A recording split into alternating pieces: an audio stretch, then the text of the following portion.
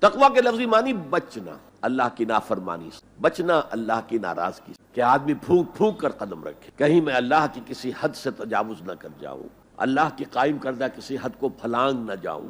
لو سانس بھی آہستہ کہ نازک ہے بہت کام، آفاق کی اس کارگہ شیشہ گری کا، اس روش کا نام تقوی ہے۔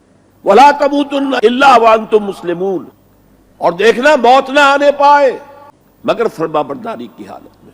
یہاں پر بھی عام طور پر ترجمہ کر دیتے مسلم ہونے کی حالت میں۔ مسلم تو ہم گناہ کر رہے ہیں تب بھی مسلم ہے، گناہ سے پہلے بھی مسلم ہے، گناہ کے بعد بھی مسلم ہے، یہ نہیں ہے مطلب۔ فرما برداری مسلم کے اصل معنی کیا ہے؟ موت نافرمانی کی حالت میں کہیں نہ آ جائے تمہیں، وہ کوئی ضمانت تمہارے پاس نہیں ہے کہ تم کسی گناہ کا ارتکاب کر بھی چکو گے، پھر تمہیں توبہ کا وقت بھی مل جائے گا، پھر موت آئے گی، اس سے پہلے موت نہیں آ سکتی۔ کیا معلوم عین اس گناہ کے ارتکاب کے دوران موت آ جائے۔ اچھا، اب اگر آپ نے طے کر لیا نہیں مروں گا مگر حالت فرما برداری میں، تو اس کی ایک ہی شکل ہے، کوئی لمحہ بھی نافرمانی میں بسر نہ ہو، مبادا اسی لمحے موت آ جائے۔